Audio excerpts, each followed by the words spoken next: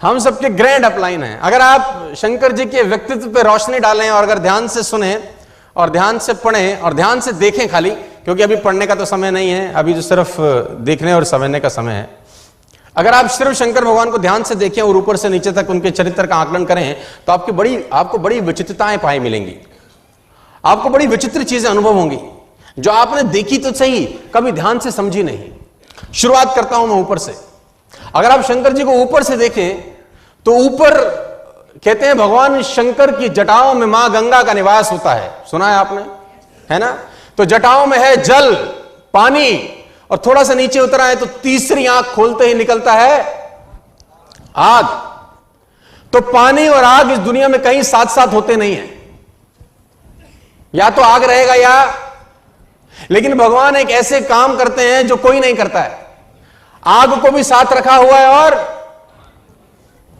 थोड़ा सा फिर ध्यान से देखें तो ऊपर मिलेगा आपको चंद्रमा।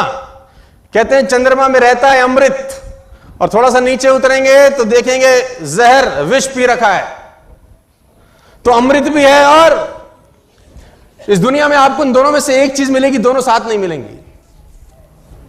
आग और पानी साथ साथ, जहर और अमृत साथ साथ। और ध्यान से देखेंगे और ध्यान से देखेंगे तो गले में मिलेगा सांप। थोड़ा सा नीचे उतर आइए, इनके एक पुत्र हैं जिनका नाम है गणेश जी, उनकी एक सवारी है जिनका है चूहा। सांप और चूहा साथ साथ आपको कहीं नहीं दिखाई देगा। जल अग्नि साथ साथ, विष अमृत साथ साथ, सांप और चूहा साथ साथ। वो चूहा डरता ही रहता है कि उतरना है ऊपर से।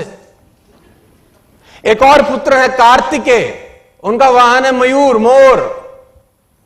मोर कहता है घबरा मत, सांप को आने दे, बैठा हूं मैं। मयूर और सांप साथ साथ, आग पानी संग संग, विष अमृत संग संग, सांप चूहा साथ साथ, मयूर और सांप साथ साथ। और मजे की बात, भगवान शंकर के वाहन हैं ऋषभ, जिसको बोलते हैं बैल, और मां भवानी के वाहन है शेर। बैल और शेर साथ साथ नहीं होते, ये भी साथ साथ। और कमाल की बात, भगवान लगाते हैं शरीर पे भभूत और साथ रहते हैं उनके भूत। भूत भभूत साथ साथ, आपस में मारने वाली चीजें साथ साथ, एक दूसरे को काटने वाली चीजें साथ साथ, और उन सबको साथ में लेके भगवान शंकर बैठे हैं। लेकिन आपने कभी भगवान शंकर को टेंशन में देखा?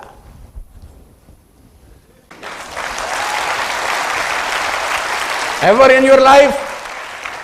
मस्त रहते हैं, कोई टेंशन नहीं है।